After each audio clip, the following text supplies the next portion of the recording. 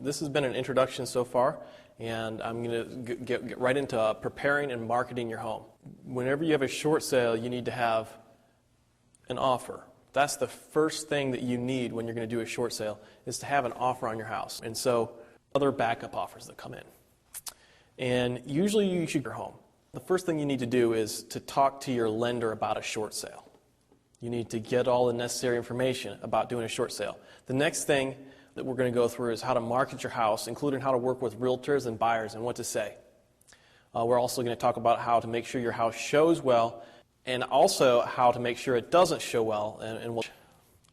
So be careful when submitting multiple offers, believe it or not. And we'll talk about, we'll give you detailed instructions on how to fill out an offer, and that'll be in the manual with actual examples. First thing when you're going to start a short sale is you need to be very organized because it's paperwork intensive. I recommend getting a manila folder, taking notes on the outside, especially conversations with your lender. And the more people, as you go along, you're going to add more and more people to your transaction.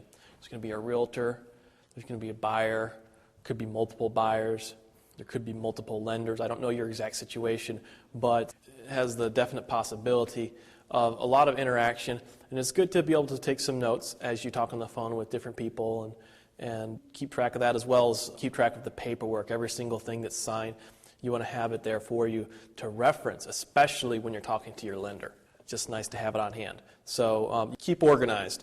You want to have a checklist of marketing follow-up to-dos, which I include in this course, and you need to put those in your calendar. You want to use lots of paper clips. Keep your contracts separate because you're going to be having multiple contracts as the bank negotiates with you.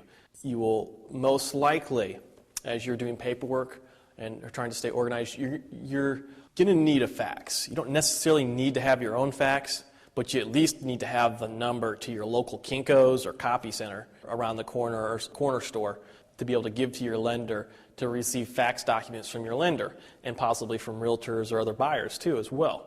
The cheap solution is you can actually get free fax numbers that will deliver faxed document right to your email. And you can get one of those through k7.net. There's also a website called stanaphone.com, which offers email to fax service free. Then there's low-cost services like maxemail.com and j2.com. that also offer a slightly more premium service to pay for, but they're more likely to have a number in your local area. So check around. There's many providers of these services, and you can get something like this cheap, or you can just cheap out and use your local Kinko's. Now, it's important to think about timing as you're starting out, because you need to know how much time you have before you start out. If your house is going to share a sale the very next day, like tomorrow, if your house is going to be sold, you got kind of problems. Typically, when it comes to timing, ideally your best chance to sell your house is if you have at least 90 days before the share sale. If you have 90 days, you don't want to stand around and not do anything. That's still a pretty short amount of time because short sales can take a lot of time. There are ways to extend the time, so don't worry if you have less. You just want to be very aware of how much time you have. If you have less than 90 days, you will need to work even quicker to find and submit an offer. If you have less than 90 days, you need to really consider possibly trying to find an investor that will make a quick lowball offer just to get your bank to do the numbers and language that you would use.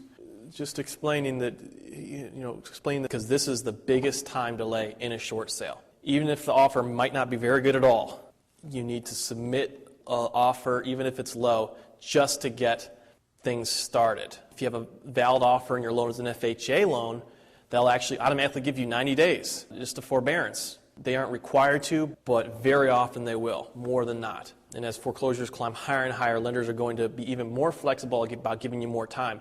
But you need to submit an offer, even a crappy offer. I can't say that enough. Sometimes you'll have to just swallow your pride. I know it's your home, but you will have to work with crappy offers on your house just to move on and to make your life better. If you have an offer and your lender won't give you more time, and the sale date is coming close, then you should consider one of the delay tactics that I talk about on my free e-course on my website. That free course is a supplement to what I teach in the paid course, and it's good information, and you will be able to access that if you haven't already gotten it. You can refer back to that for ways to slow down and even stop the sheriff's sale in its tracks. You might be wondering, how do I know how much time I have before the sheriff's sale? On my website, I have a web page with various timelines as researched by HUD for each state. However, timelines vary county by county within a state. And generally, the more populated counties take longer because their court systems get more easily backed up with foreclosures. So you kind of have to factor that in. For larger counties, all the sheriff's sale listings are available over the web. So you can actually do some research yourself by viewing sheriff's sale listings as seen on the web in your county, or trustee sales listings. And then you can pick 2 or 3. You would pick out the addresses of those properties and look those up Tuesday at 5 p.m. Give them a couple days. You want to get the county website that shows the notice of default. Now, if it's a trust deed state, you're probably going to be going to the Clerk of Court's website and trying to look up that address to find how long ago they filed a notice of default on that house. And so if you have the date of the sheriff's sale when it's selling and the date of the notice of default, then you can calculate how much time it takes in your county from the day that your foreclosure is filed to the day that your house sells. I have a DVD that I'm going to be releasing that actually shows me doing this in several different areas with several different addresses, finding out these times and doing the calculation. And if you need help, just follow along that DVD. You can also Google your name, the name of your state, along with foreclosure timeline. And oftentimes you will find articles on this. However, foreclosure timelines can vary widely from county to county. They can also change quickly. In Ohio, they passed a law giving extra funding to courts to speed up the foreclosures. And within a year, it went from being a full 16 months to foreclose to being like 6 to 7 months to foreclose. Some of the less crowded counties didn't get that funding, and they're going slower.